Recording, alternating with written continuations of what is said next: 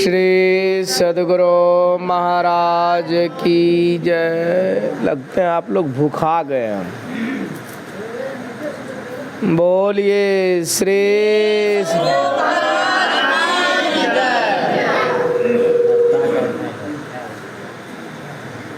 जय जय जय सतगुरु सुखदो ज्ञान संपूर्ण अंग समो कृपा दृष्टि करी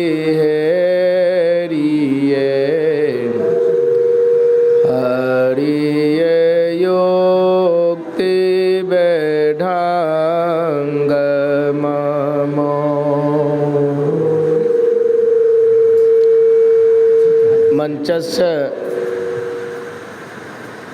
पूज्य बाबागणों के चरणों में नमन। उपस्थित धर्म प्रेमी सज्जन वृंदा, धर्मानुरागिनी माताओं एवं धर्मशिला बने, एक राजस्थान में एक साध्वी हुई।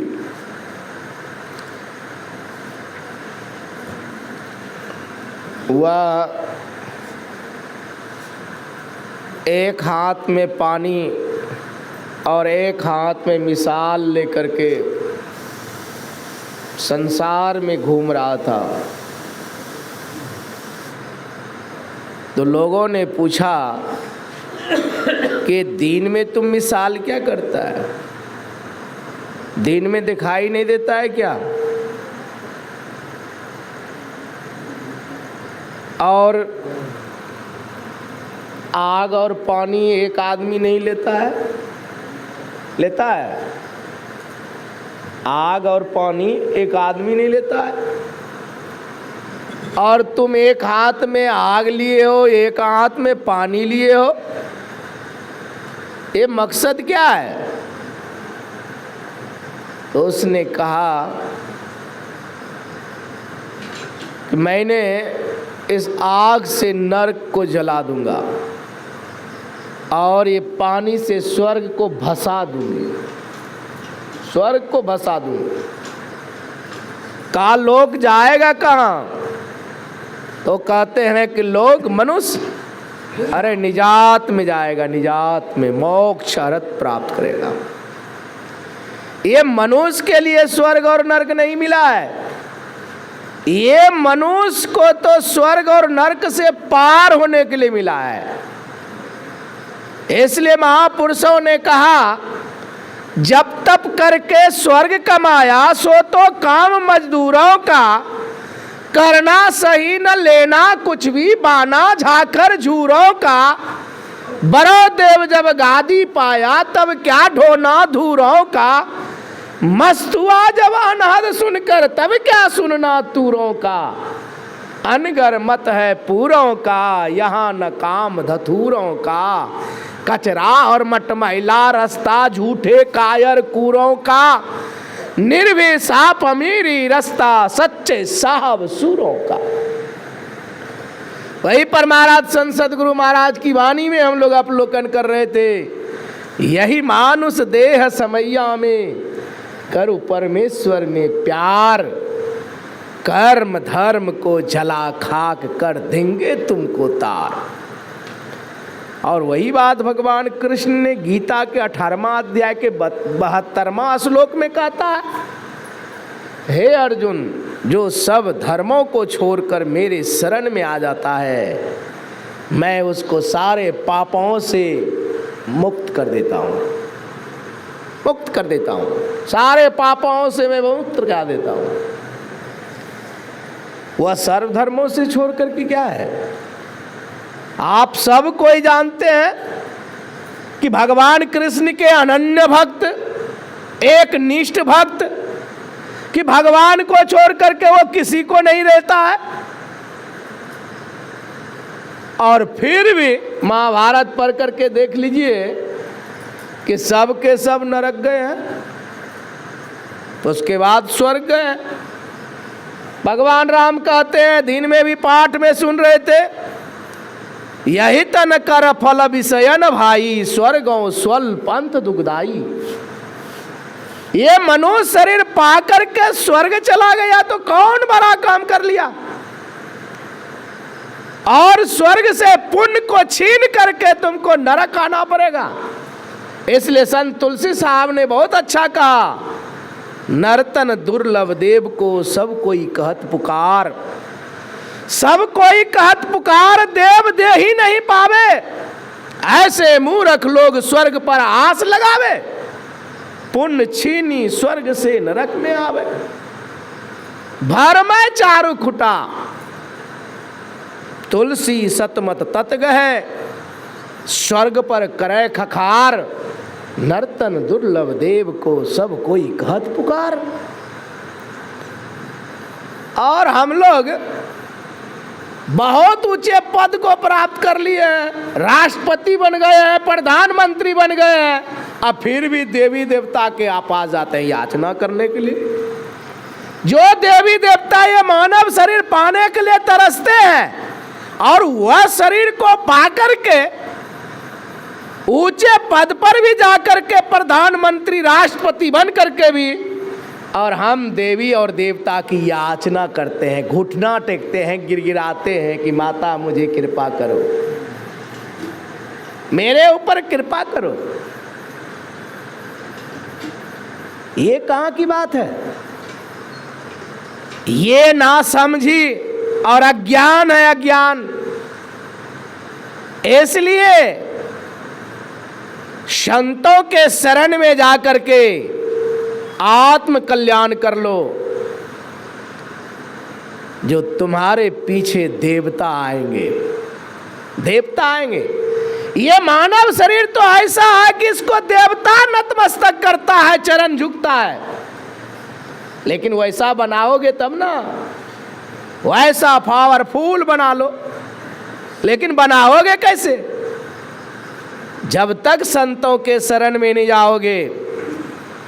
और संतों के शरण में तो देवी देवता लोग आते हैं अति करने के लिए। इसलिए तो नारायण स्वामी ने बहुत अच्छा कहा, धन की रक्षा सब करे। कहते हैं धन की रक्षा सब करे, मन की रक्षा करे न कोई। और जो मन की रक्षा करे तो नर से नारायण होय, नर से नारायण हो।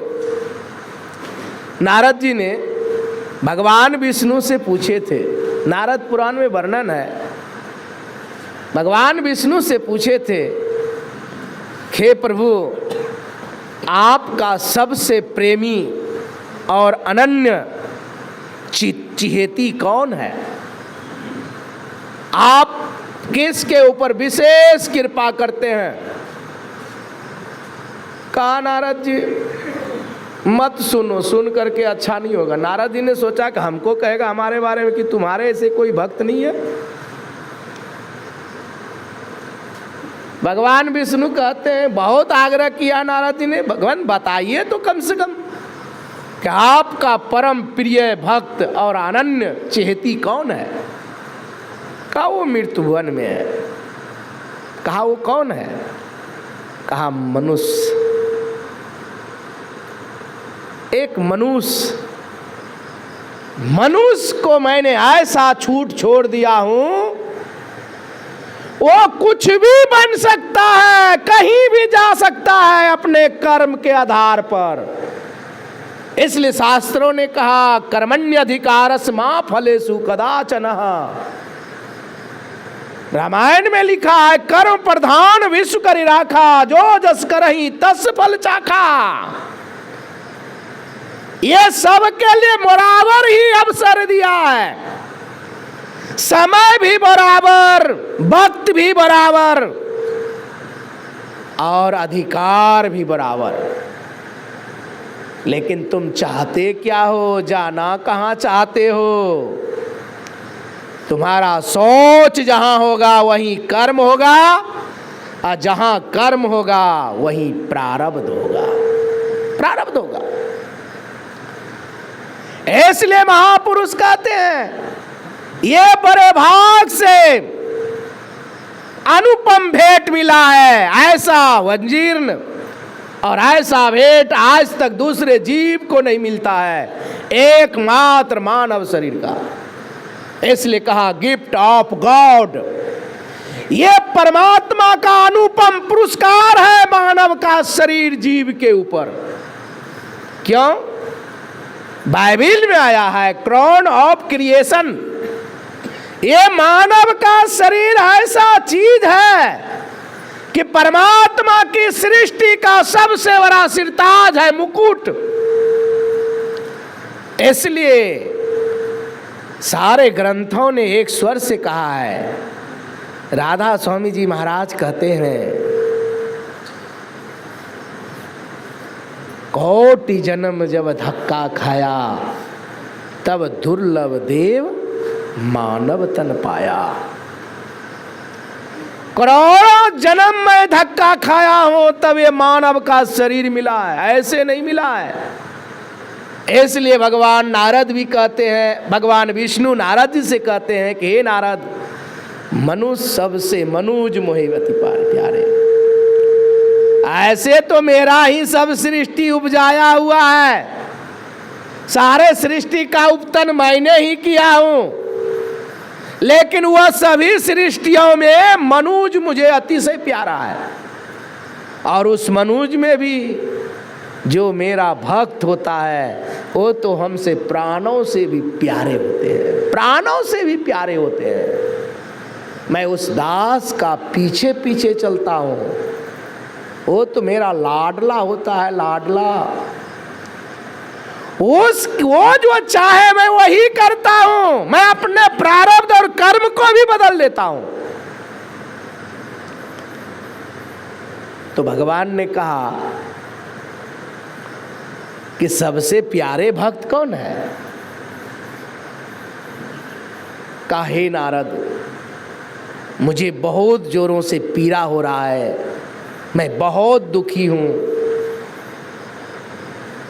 मैं बहुत तकलीफ में हूं। और वो भगवान विष्णु छटपटाने लगा। जब भगवान विष्णु छटपटाने लगे तो नारद जी ने जाहिर किया कि भगवान आपको क्या हो गया? का बहुत पीड़ा है, बहुत दुख है। कहा तो कहा अगर कोई अपना कलेजा का मांस दे दे तो दुख दूर हो सकता है।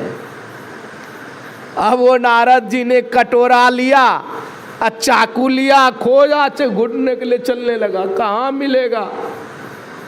अब जिस किसी को भी कहे कि भगवान विष्णु बीमार है, अरे कलेजा का मांस कोई दे दो और भगवान विष्णु का दवाई बनेगा और मुक्त हो जाएगा, तो सब टुक टुक देखने लगा कि भगवान विष्णु बीमार है, कोई नहीं दिया। पूरे भूमंडल की याचना कर लिया, परिक्रमा कर लिया, लेकिन कोई मांस नहीं दिया। एक जंगल में बूढ़ा सन्यासी बैठा हुआ था। कहा नारद बताओ क्या समाचार है भगवान विष्णु का? कहा रे बहुत बुरी हालत है। कहा क्या है? कहा भगवान विष्णु बहुत पीड़ित है, दुखित है, रोगग्रस्त है, और उसकी असोधी होगा कि जो अपना कलेजा का मांस दे दे तो ठीक हो जाएगा। कहा नारद हमारे कलेजा का मांस ले लो, हमारे कलेजा का मांस ले लो। और कहा कि आप अपने से दे दीजिए। वो सन्यासियों ने अपने से अपना कलेजा का मांस निकाल करके नारद को दे दिया। और नारद को देने के बावजूद में नारद जैसे जाता है भगवान विष्णु चंगा हो जाता है। कहा भगवान ये क्या? कहा नारद तुम तो उस जगह था, तुम भी अपना मांस दे सकता था, तुम मेरी उपाय के लिए कटोरा और चाकू लेकर के पूरे भूमंडल की परिक्रमा कर लिया। और जैसे वो सन्यासियों ने सुना, जैसे वो सन्यासियों ने सुना और अपने हाथ से उसने कलेजा का मांस दे दिया कि जाइए भगवान विष्णु चंगा हो जाएंगे। तो वो मोह अतिशय प्यारे हैं। उस भक्त के लिए मैं तो सब कुछ निछावर कर देता हूं। अरे मोक्ष कौन पूछे, ये मोक्ष तो साधारण बात है, मैं तो उसके लिए कुछ भी कर सकता हूं। उसी भक्तों के चरणों की धूल लेने के लिए मैं ललायित होता हूं। यही मानव शरीर है कि भगवान विष्णु उसके चरणों की धूल लेने के लिए ललायित होता है। और हम लोग कहाँ जाते हैं? केला को पूजने के लिए, हैं, पत्थर को पूजने के लिए, मूर्ति को पूजने के लिए। ये कितनी महानता और कितनी अपमानित जन है। इसलिए ऐसे अवसर को मत चुकिए। पर महाराज संत सद्गुरु महाराज की वाणी को सुन रहे थे। कर्म धर्म को जला खाक कर देंगे तुमको तार। अरे तहां जाओ जहां प्रगति मिले वे, तब जानो सने, असने बिना नहीं भक्ति होती, कर लो सच्चा ने। ये इंद्रियों के संग में, शरीर के संग में, संसार में कहीं चले जाइए, स्वर्ग चले जाइए, वैकुंठ चले जाइए, बहिष्ठ चले जाइए, जहां जाना है चले जाइए, लेकिन